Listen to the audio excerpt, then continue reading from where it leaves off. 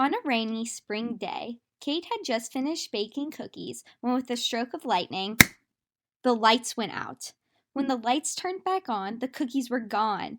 "Oh no," she cried.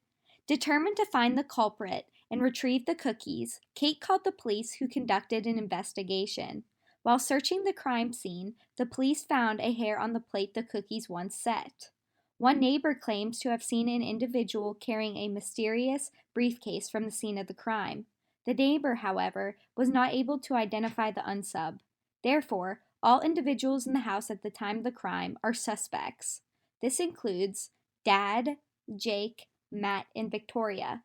Jake and Victoria are the children of Dad, and Matt is the husband of Victoria.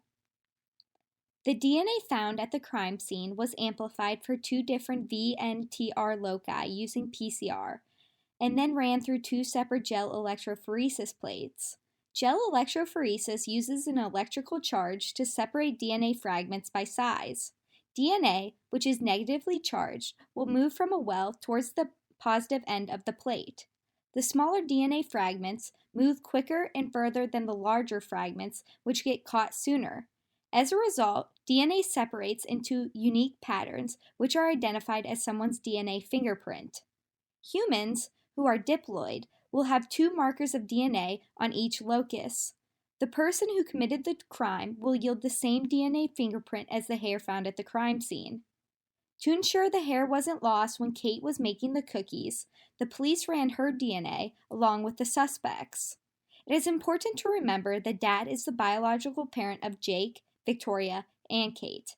Looking at the VNTR loci, Jake, Victoria, and Kate share a band in common with Dad. Children receive 1 allele from their father and 1 from their mother. Since Matt is not related to Dad, he does not share an allele or band with him. Based on the gel plate, the first person we can rule out is Matt. His bands did not show any correlation with the hair sample. In other words, each of his bands were different. Jake and the victim, Kate, shared 1 band in common with the hair sample. However, they can both be ruled out because the prime suspect will completely match both bands of the hair sample. This leaves Dad and Victoria. Dad and Victoria have the exact same band pattern as the hair sample. Therefore, they are prime suspects.